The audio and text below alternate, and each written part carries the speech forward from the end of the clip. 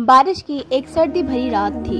आसमान पर काले बादल छाए हुए थे और तेज हवा पुरानी झोपड़ी के दरवाजों को हिला रही। पूरा शहर अपने घरों में सुकून से बैठा था, लेकिन शहर के कोने में बनी एक टूटी सी झोपड़ी में रहीम और उसकी माँ भूखे बैठे थे। घर की दीवारें पुरानी हो चुकी थीं, छत से पानी टपक रहा था। कोने में रखा हुआ चूल्हा 2 दिन से ठंडा पड़ा था।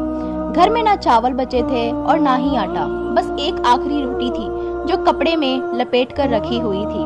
रहीम की माँ ने धीरे से वो रोटी निकाली और रहीम के सामने रख दी। उन्होंने मुस्कुराने की कोशिश करते हुए कहा, बेटा तुम खा लो, मुझे बिल्कुल भूख नहीं है। लेकिन रहीम जानता था कि माँ झूठ बोल रही है। माँ ने कल से कुछ नहीं खाया था।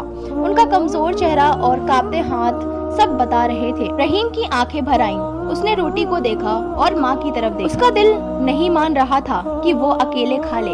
उसने रोटी तोड़कर आधी माँ की तरफ बढ़ाई, लेकिन माँ ने उसका हाथ पकड़कर मना कर दिया। रहीम चुपचाप बैठा रहा। बाहर तेज बारिश की आवाज आ रही थी। उसने सोचा, या अल्लाह, क्या गरीब लोगों की जिंदगी हमेशा ऐसी ही होती है। उसकी आंखों में आंसू आ गए, लेकिन उसने माँ से छुपा लिए। तभी अचानक दरवाजे पर हल्की सी दस्तक हुई। रहीम ने हैरानी से दरवाजा खोला। बाहर एक बूढ़ा आदमी बारिश में पूरी तरह भीगा हुआ खड़ा था। उसकी दाढ़ी से पानी टपक रहा था। कपड़े पुराने और फटे हुए थे और चेहरे पर थकान और भूख साफ दिख रही थी।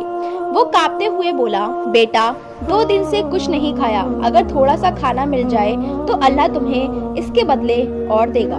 रहीम एक पल के लिए चुप हो गया। उसने पीछे मुड़कर अपनी माँ को देखा। घर में देने के लिए सिर्फ एक ही रोटी थी। अगर वो दे देता तो आज रात वो और उसकी माँ दोनों भूखे सो जाते। उसका दिल जोर से धड़कने लगा। शैतान उसके दिल में वसवसा डालने लगा, खुद भूखे हो क्यों दे रहे हो। लेकिन फिर उसने माँ की तरफ देखा। माँ की आंखों में आंसू थे, लेकिन साथ ही अल्लाह पर यकीन भी था। रहीम ने बिना कुछ कहे वो पूरी रोटी उठाई और बूढ़े आदमी के हाथ में पकड़ा दी। बूढ़ा आदमी हैरान रह गया। उसकी आंखों में आंसू आ गए। उसने रोटी को देखा, फिर रहीम को। कांपते हाथों से उसने कहा, बेटा तुमने अपनी भूख से ज्यादा मेरी भूख को समझा। अल्लाह तुम्हारे घर को रहमत से भर दे। रहीम सिर्फ हल्का सा मुस्कुरा दिया। बूढ़ा आदमी धीरे धीरे अंधेरी बारिश में गायब हो गया। उस रात रहीम और उसकी माँ बिना खाना खाए सो गए।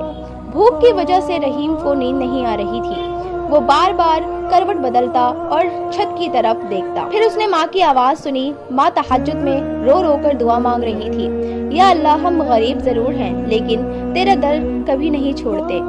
हम पर अपनी रहमत नाजिल फरमा। रहीम की आंखों से आंसू निकल पड़े। उसने दिल ही दिल में कहा, या अल्लाह, बस मेरी माँ को कभी मायूस मत करना। सुबह फजर का वक्त, बारिश रुक चुकी थी, ठंडी हवा चल रही थी। रहीम ने नमाज पढ़ी और फिर चुपचाप घर से बाहर बैठ गया। तभी अचानक एक बड़ी गाड़ी उनकी झोपड़ी के सामने आकर रुकी। रहीम घबरा गया। इतनी महंगी गाड़ी उसने पहले कभी इतनी पास से नहीं देखी थी।